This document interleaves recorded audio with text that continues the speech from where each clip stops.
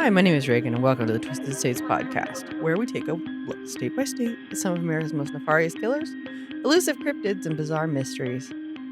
Thank you for joining us for episode 17. This week, this time, this month, this episode, we are going to be taking a look at good old Arkansas.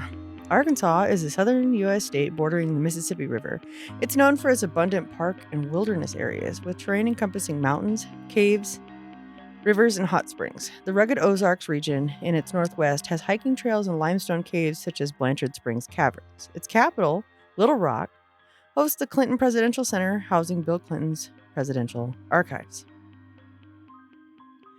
The 25th state, Arkansas was admitted to the Union on June 15th, 1836. Today we're going to be speaking about James Wybern Hall, also known as Red by many of his friends and family.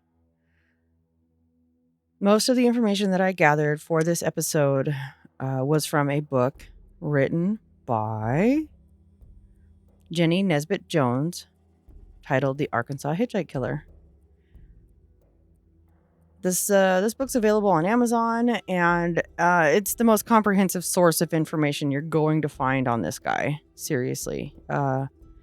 It was very informative.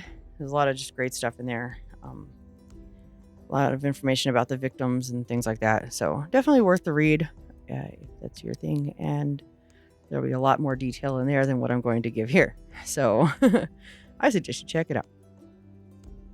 So James Wybern Hall was the fourth born of 10 children to parents Ava Lorena Ingram and Samuel Jerome Hall on January 28th, 1921 in Happy Valley, Arkansas. His mother Ava was a housewife and a stay-at-home mom, and his father James was a farmer and preacher in the Primitive Baptist Church. James was mainly referred to by his nickname Red due to his wavy ginger locks. Often, Red could be found using a tree stump as a makeshift pulpit, mimicking his father delivering sermons to friends and classmates. This seemingly pious nature would not present itself for very long in Red. Red's father Samuel was a very stern and callous man, often delivering stern punishments to his children in the form of merciless beatings. Mother Ava was a quiet and reserved woman, very cowed down by her overbearing husband. Around the age of 12 or 13, Red would suffer a terrible head injury, suspected to have been inflicted upon him by his father while baling hay. Red would take several days to recover and never really seemed to be himself again after that. Many have taken note that this seems to be a running theme with a lot of serial killers: severe head injuries, specifically frontal lobe injuries.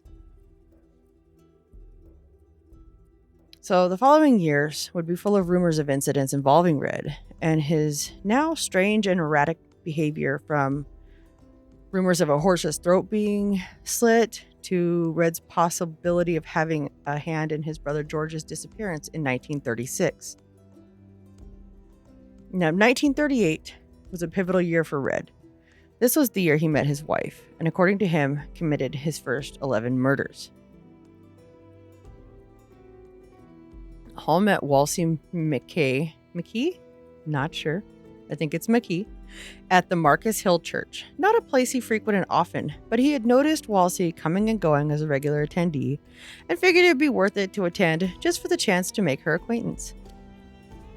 After a little over a year-long courtship, the two were joined in holy matrimony on July 16, 1939. The honeymoon period was very short-lived. Red promptly went back to his old ways of wandering off for months at a time, sending his wife postcards from time to time.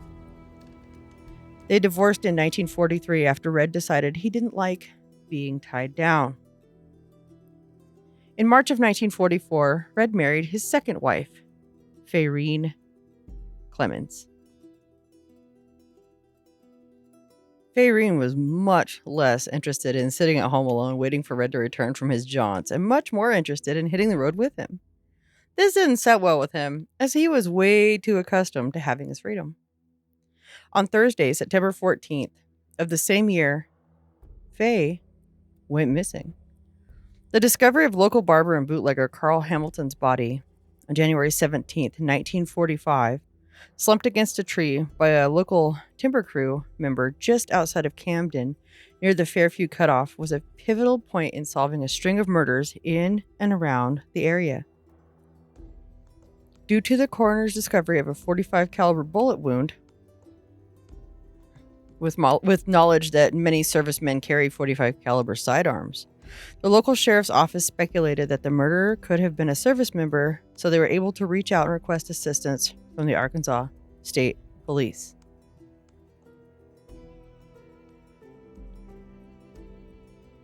Quickly after State Police Trooper Captain J. Earl Scroggin heard word of the slaying, he assigned Lieutenant Rhett Oliphant and Sergeant Homer Sims to the case. Hamilton's sister was questioned, giving such details as him leaving his home in Camden around 8:30 p.m. with the possibility of having a large sum of cash on his person, as that was something he commonly did, was carry a lot of cash. But unfortunately, she knew not of his intended destination.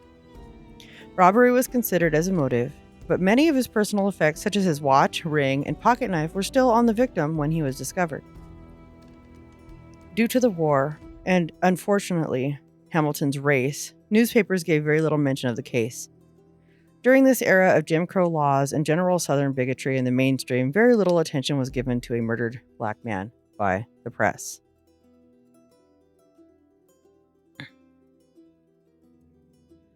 E.C. Adams was cruising along in his Studebaker sedan near the viaduct on the corner of 33rd and Arch Streets in Little Rock, Arkansas, when he noticed a huddled, shivering figure and stopped to offer him a ride.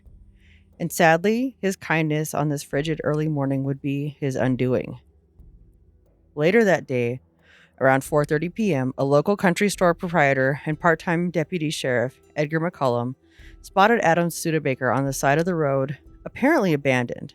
After noticing it still there on his return trip through the area on US 167, he stopped to check it out. A poor attempt to hotwire the car had been made, and the interior had been heavily rifled through.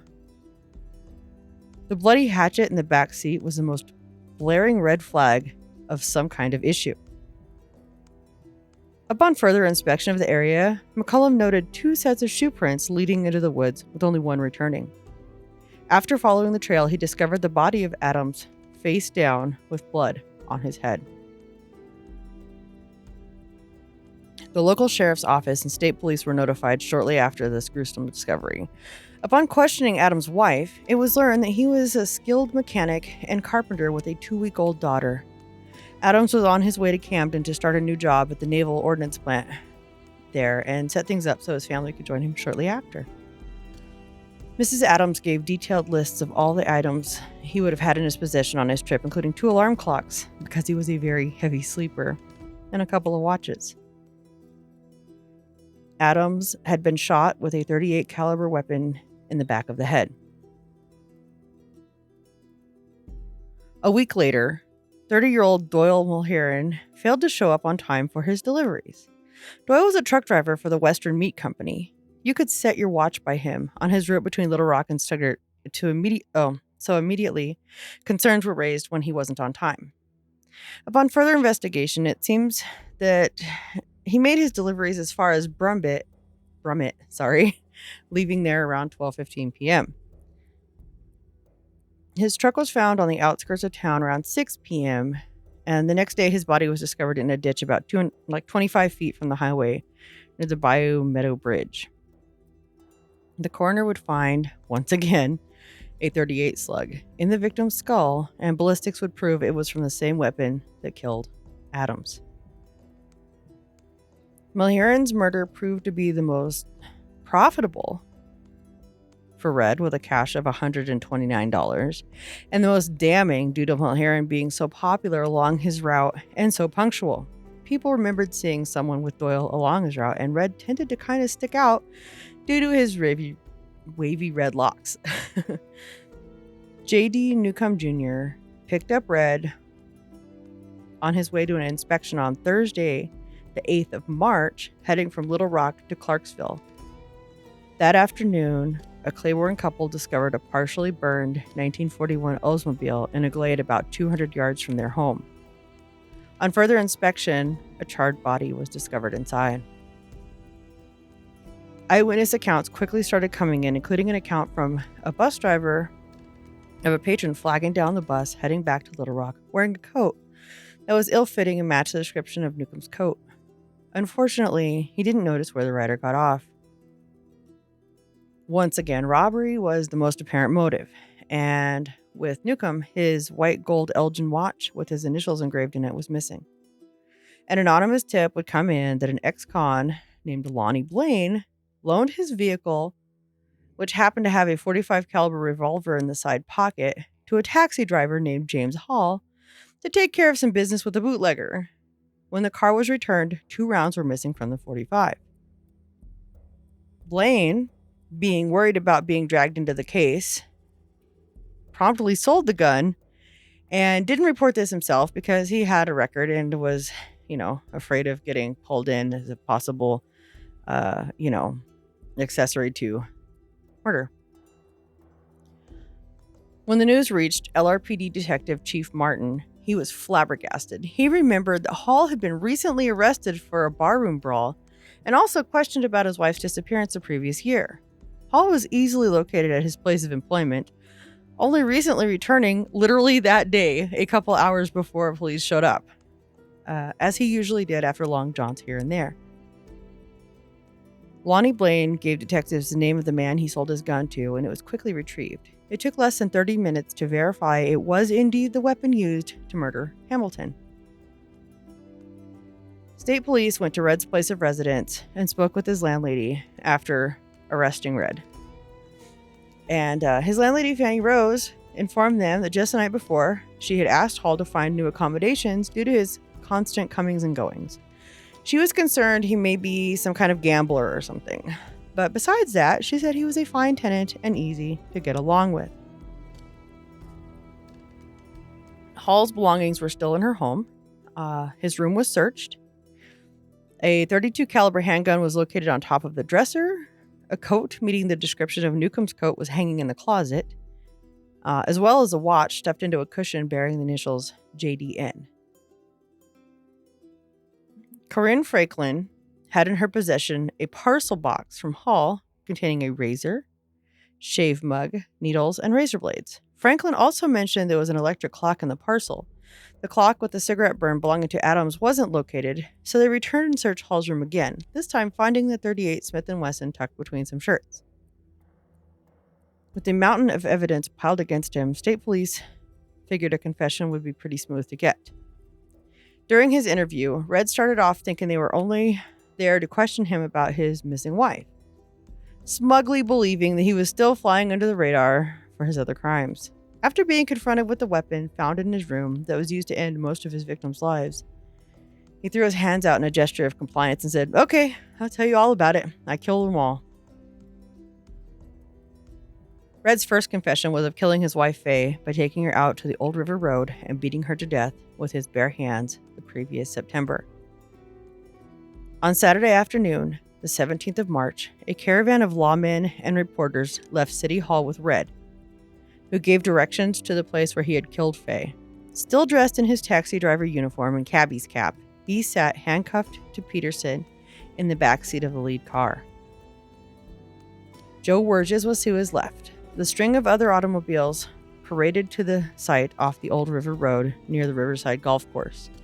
The trip had been delayed for several hours due to a heavy rain. However, the bad weather lifted around 3:15 p.m., and it was decided to carry on with the search.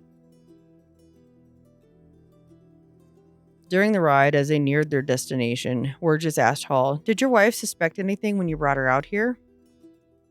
"I don't suppose she did," Red replied. "Did you feel bad about killing her?"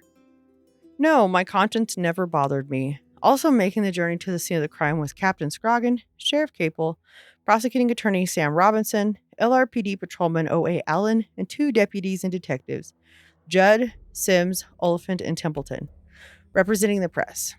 Besides Joe Wurges were Agnes Watson from Little Rock's evening newspaper, the Arkansas Democrat, and Dick Allen, a correspondent for the Memphis Commercial Appeal. Due to the amount of time and weather, Red struggled to find exactly where he had disposed of his wife's remains. But during the search, a woodcutter named Cecil Foster came to see what was going on and produced the skull he had found about 3 months ago. Wow, and he didn't bother to turn that in. But at least he was willing to hand it over when they came out there. Anyway, eventually, the majority of Fayreen's skeletal remains were located in the area. To bolster the case against Hall and to corroborate his confessions even further, another road trip was made to Alexandria, Louisiana to retrieve some of the items he had stolen from his victims. The accompanying contingent Hall consisted of Oliphant, Sims, Judd, Peterson, and Wurges. On the way to Louisiana, they stopped near Fordyce, where Hall reenacted the killing of E.C. Adams. He remembered tearing the man's shoelaces when he looked for money in the shoes. Afterward, he put all of his ill-gotten gains in Adams' suitcase and hitched a ride into Camden. He surprised everyone when he told them that the man who picked him up was a government official, a Perry County Farm Services agent who was on his way to visit relatives in South Arkansas. The cadre of cops and Hall stopped in Camden briefly so he could point out the pool hall where he had left the rifled case. Then the group continued to Alexandria. There he led the officers to a jewelry store where he had sold an unusual ring and Adam's watch. The ring was a heavy piece of jewelry with a snake and Hindu design set with a red stone. The store proprietor, C.W. Ingram, identified Hall as the man who had sold a watch and that ring. He wanted to pawn the articles, Ingram said, but since we're not licensed to operate a pawn shop, we declined. Then he gave me the most pitiful and convincing story I've ever heard. He gave me his name as H.L. Willis of Bunkie, Louisiana, and said he needed money for his buddy who had been arrested for running a red light. I agreed to buy the watch and ring for $25, more than the items were worth, with the understanding he would buy them back Monday morning. But he never returned. Ingram told Alexandria Chief Police George Gray that the watch had been loaned to a customer who was having his own watch repaired. It was to be sent to Little Rock later. The ring was a mystery. It wasn't Adams's. Hall said he had bought the ring in Little Rock, but he had no proof and no one believed him. It had been a long week and everyone was tired, but as the crew headed for home, Hall perked them up with a short statement that astounded them. There were others, he said. Others? Peterson raised an eyebrow. I've killed other people besides Faye and the 4 in Arkansas this year. A dozen come to mind right now. That colored woman in Salina, a man in Texas last December, and 10 Mexicans in Arizona in 1938. There were more. How many are we talking about? Peterson asked.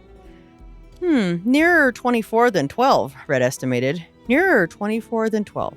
One for each year of his own life, just like Billy the Kid. The killings he claimed as his own doing amounted to 17, leaving 7 unknown. Possibly more. Though authorities didn't have names for the other victims, they certainly had some good prospects. Red went on. The truth is that if I told you about every person I've killed, people wouldn't believe it. There are so many I can't remember. When detectives returned Hall to the police headquarters, Lieutenant Dubler took more fingerprints. The first batch dwindled fast when officers from other states began making inquiries, hoping to close the books on unsolved murders in their jurisdictions. On Thursday, Red was moved to City Hall, where Oklahoma lawmen questioned him about similar killings in their state. Seminole Police Chief Jake Sims expressed his belief that Hall was the likely killer of Jim Owen, the chief warehouseman for the city's Service Oil Company, murdered on December 23, 1940. He hadn't admitted anything yet, Sims said, but he told us enough about it to convince us that he probably was the one. He said he had been over to Seminole several times, and I remember seeing him there myself. Captain Floyd Parks with the Oklahoma State Highway Patrol Identification Bureau and Ottawa County Sheriff D. Walters called the LRPD and asked for Hall's fingerprints and photograph, saying that 4 murders of a comparable type had been committed in the area around Miami, Oklahoma, in the past few months.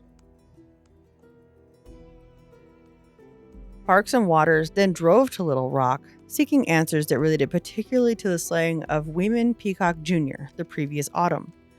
But Hall was mum on the subject. Sheriff Bob Reeves of Franklin, Texas, telegraphed Sheriff Capel asking him to question Hall about the unsolved murder of a man named William Wilcox at Calvert, Texas, on February 1, 1941. The 30-year-old Wilcox was found beaten to death and robbed in his small grocery store. Reeves said an undetermined amount of money and the victim's watch had been taken. They had no clues about the identity of the assailant. Wilcox lived alone in the back of the store. Capel asked Hall, but Red denied any knowledge of that crime and said he had never been in Calvert.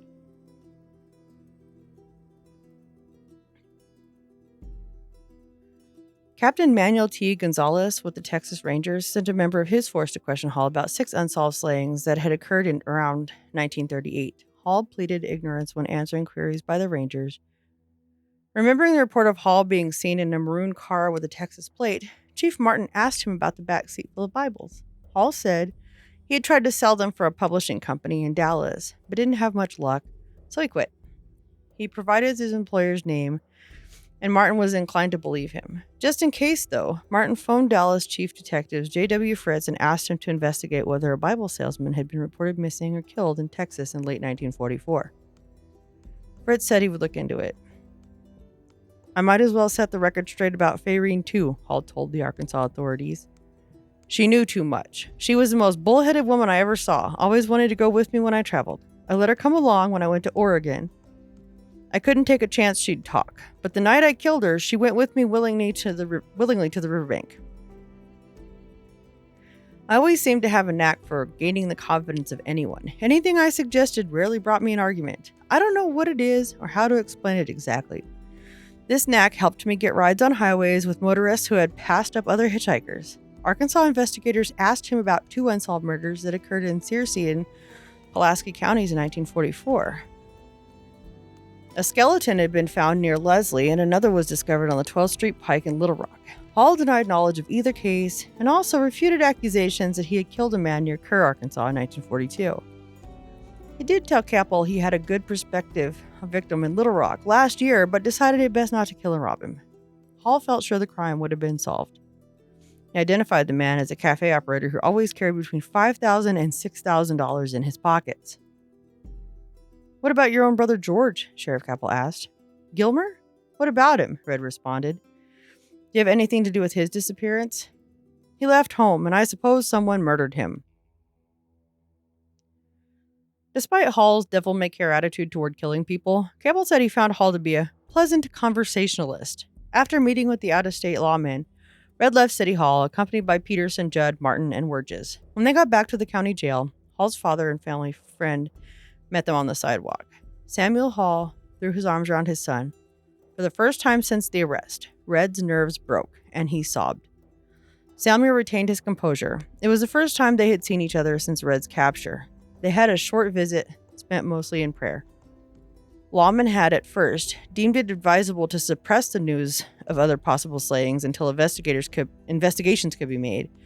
They reasoned Hall might purposely tell of a long list of bloody murders in order to cause a delay in his trial and also to get special privileges and trips to reported crime scenes, with many stops at restaurants along the way. But word got out, and Detective Chief Martin made a statement to the press. He branded Hall the most unfeeling, heartless, and inhumane killer he'd ever known. In all of his 27 years on the detective force, he'd never met a man like him. He talks about murder as if it was commonplace. Martin did believe he'd committed similar crimes across the nation. He told him he'd hitchhiked over the country since he was 14 and had visited all except a few of the eastern states. He was quoted as saying, "You can't make me believe these slayings he admitted to are his only crimes. We may never be able to connect him to others, but I will always believe he had enough experience in killing that he had about reached the peak of perfection."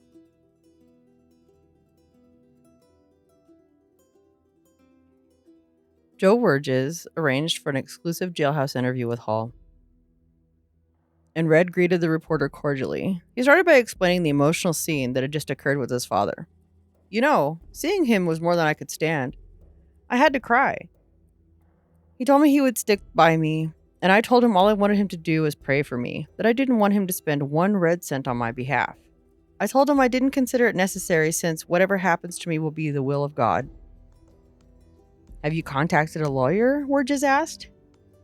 It takes money to hire a lawyer, and I certainly haven't got any.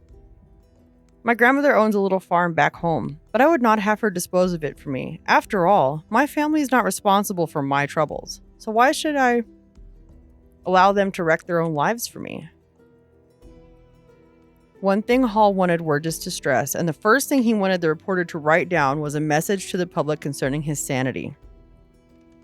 Detective Chief O.N. Martin, copyright Arkansas Democrat Gazette. I don't want people to think I'm crazy, he said. They would reach the conclusion that I'm afraid to die. If I faked insanity now, the general reaction would be that I was looking for a way out. When I'm before the judge, I will tell him that I am not insane. If I have to die for my crimes, I will die with the knowledge that I will meet my maker. I have been saved, and I know God will not turn me down. Why I committed these murders, I don't know. And no one except God has the answer. Hall said he was arranging to have a history of his life published, with half of the royalties going to the ghostwriter and the other half going to a trust fund for his 2-year-old son. Then he proceeded to talk about other murders he had committed.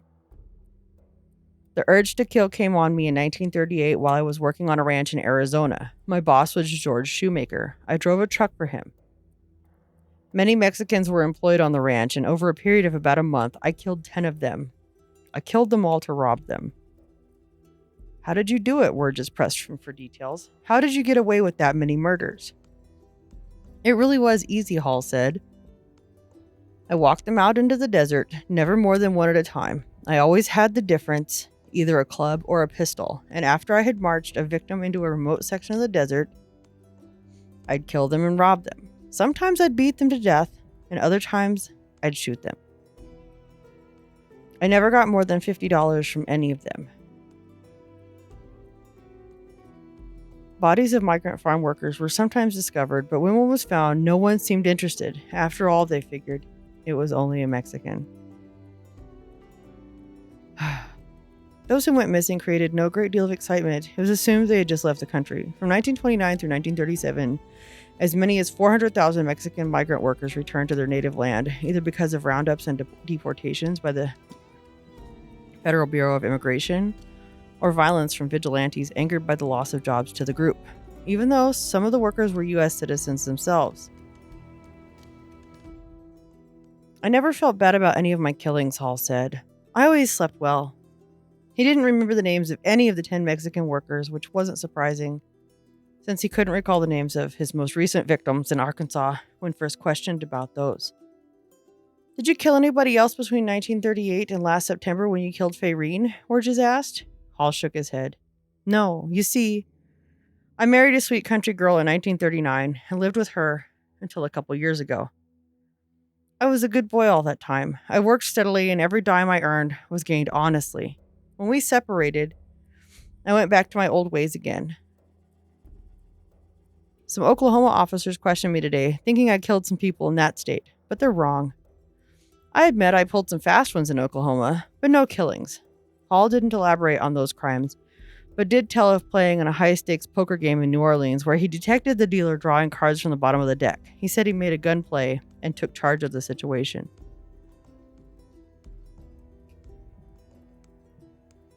My next killing after 1938 was in San Marcos, Texas, last December when I beat a man to rob him. I think I got about $80 from him. I still saw him lying motionless 4 hours later. The interview was interrupted frequently when Hall sought to substantiate a point by quoting the Bible. You know, he said, there are some people who can't kill a chicken or a cat. I never was that way. I always could kill anything without compunction, but I never could stand to see anything suffer. How about your murder victims? Wurgis asked. Hall shot back. They never suffered a bit. They or their families might disagree with you on that. Well, for once, Red was at a loss for words. What's your opinion of the police? Red said, I always try to cooperate with them. Many of them are swell fellas, and after all, an officer has a duty to perform just the same as anyone else. The officers who have handled my case have been gentlemen. In fact, every officer I've met since I was arrested has been kind and courteous. They're a swell bunch of fellas.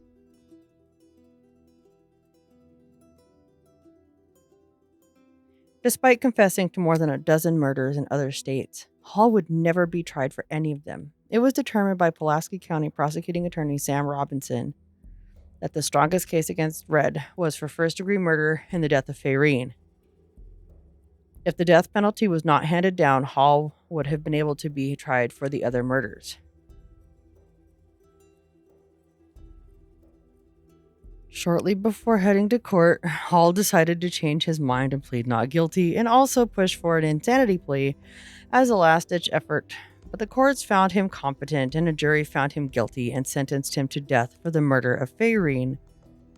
Officially sentenced on May 14th, 1945, to death by electric chair, with his execution being carried out on January 4th, 1946. So, there you have it. James Wybern Hall, aka Red, the Arkansas hitchhike killer.